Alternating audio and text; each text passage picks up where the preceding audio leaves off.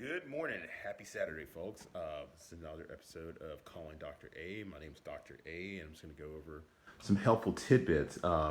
So today we're going to talk about uh, becoming a doctor. It's like, what does it take to actually become a doctor? It's like, would I still become a doctor if I wanted to, or if I had the opportunity to?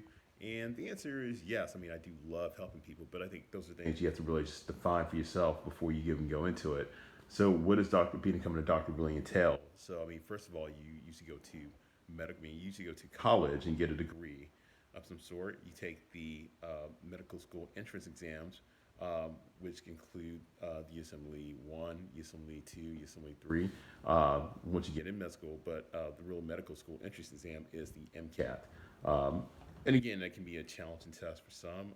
I personally ended up taking using one of the Kaplan courses. I mean, I'm not getting any money from them or anything, but I mean, they seem to help me, and also a lot of like books and whatnot with questions, which really help gear towards the test. But in any case, if you get a competitive score and if they like the rest of your application, you later sit down for an interview with the med school committees.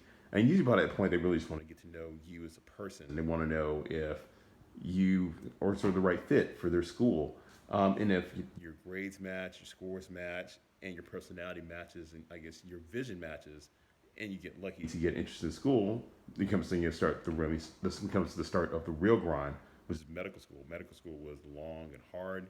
Usually, the first 2 years involved just more, more just book and academic work, and the last 2 years really involves more clinical care, like really getting to become the doctor that you want to become.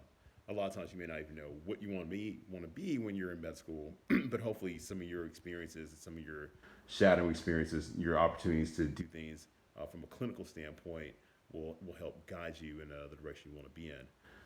After medical school comes residency, and residency becomes even tougher. Then there it's academics with a lot more clinical. So you have to sort of figure out what works for you from a studying standpoint and what works for you from a life standpoint. Because again, you're going to be studying, you're going to be in a hospital for 40, 60, 80 hours, and sometimes plus, unfortunately.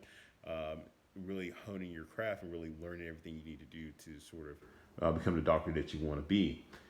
If you decide that you want to do more studying, you want to have more focus, or you want to have a more focused um, career, or you want to study more and learn more about a particular subject, then you can go on to do fellowship.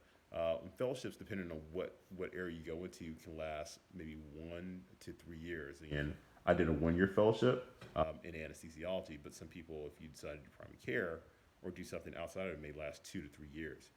So again, I hope I just gave you a little bit of insight on the journey you make to from being a high school student all the way up to medical school. If you have any questions, feel free to contact me at callingdra@gmail.com, or you can hit me up on my Instagram page.